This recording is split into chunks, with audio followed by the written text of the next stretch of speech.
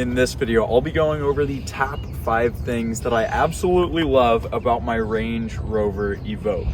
So first things first, let's start off with the exterior. I really like the styling, and it was actually the styling and the body that drew me to this car in the first place. See, I've gone through a whole bunch of cars. See, I've owned a ton of different vehicles, and these have always caught my eye. So it's been in the back of my head that, hey, one day I want to own one of these and see, is this good? Because it looks pretty cool. So it was the exterior styling that drew me to them. I really like the stock wheels, both the base wheels and then these, which are the more premium wheels. They came on the Dynamics or the Piers, whatever the higher trim is. The upgraded wheels on here look good, and so do the stock ones. So the styling on the whole body, the lines on this thing, how it slants back, I don't know, it always caught my eye. So that is number one. Number two is gonna have to be the interior.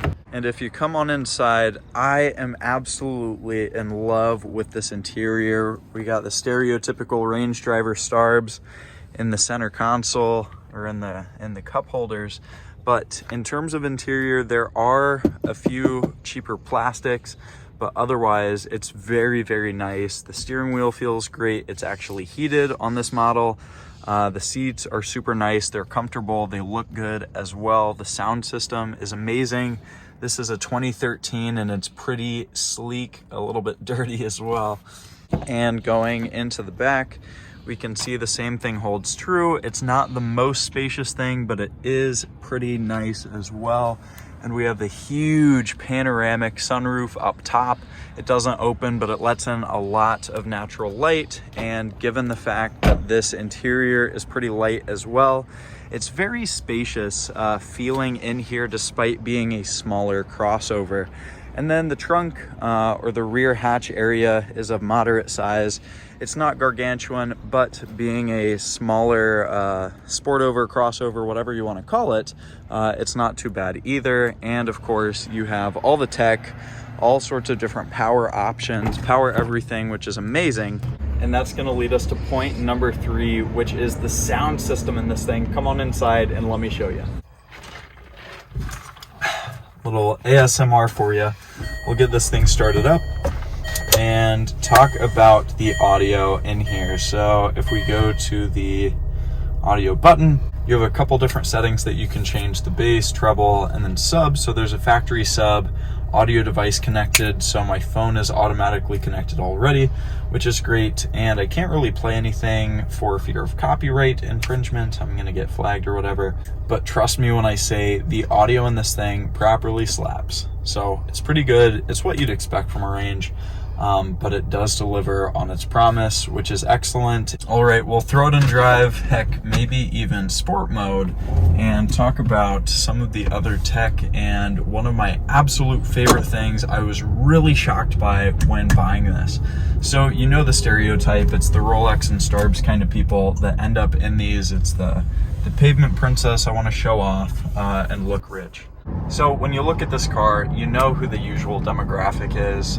Despite being fairly capable of a vehicle and having some off-road heritage, a really good all-wheel drive system, it's usually not the people that are taking it off-road that end up buying these machines.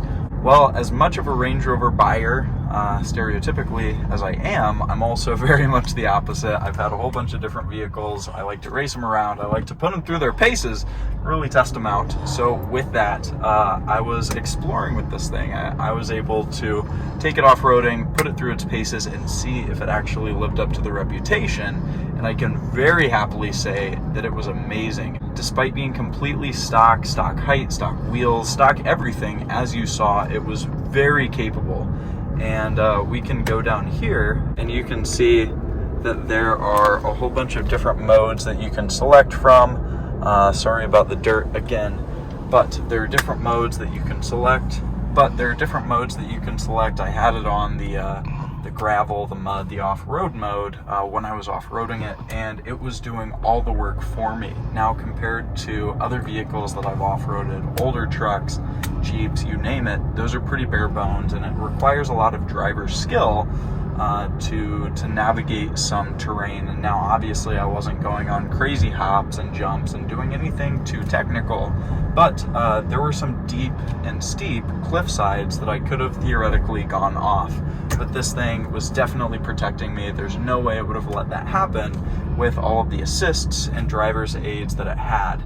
So all that to say, the off-roading is incredible, and that's why it made the top 5 list. And it was really a standout feature because it was something that I wasn't expecting. I didn't think that it would be that good as it really was. All right, the 5th and final thing that I absolutely love about this is that it's a very good, just all-around vehicle. If you had to confine yourself to just one vehicle, as I know a lot of people do, I had the privilege of owning a whole bunch of different vehicles, multiple at a time, even in some instances. But if you had to pick one, or if you were a family, this would be a great contender for just its overall functionality. It can do everything that you need it to. If you live in a climate with snow and inclement weather, there's no doubt in my mind that this all-wheel drive system could handle that with ease. There's enough ground clearance that it would be fine there as well. It's spacious, it's luxurious. If you had a nice dinner or a meeting or some special occasion that you needed to present well, you could definitely pull up in this, show up, and it would come across as like a nice vehicle. You have your stuff together, and it's pretty inexpensive for what I bought this for. Especially, it's incredibly cheap. But most of these older examples, still with clean titles and no accidents, reasonable moderate mileage, could be had for maybe somewhere in the mid-teens. If you do your diligence, you could probably buy it in the low teens, and I was lucky enough to buy this thing for under $10,000. And overall, if you're just looking for a nice vehicle to drive that will get you where you need to go, in style, looking good, being comfortable, it has all sorts of amenities like heated seats and nice sound system, nice leather. Like I said, it's just a nice thing to drive overall. It doesn't excel and win in really any categories other than probably off-roading for an SUV, but every other domain it scores high on. So if you want a well-rounded machine, this has my pick, and usually vehicles don't really fall in that classification for me, so it's definitely saying something. Anyway, those are my top 5 things that I love about the Range, about my little Evoque. And shameless plug here, if you're interested in learning how to drive a vehicle like this, Range, or anything else at no net cost, or even profitably, then click the link down in the description. Drop a comment below if you've been looking at one of these and wanting to buy one, or if you've always found them intriguing and just wanted to watch a review on it. Like the video if you liked it, subscribe to the channel if you want to stay up to date with more auto content, and with that in mind, I will see you on the next one. Peace.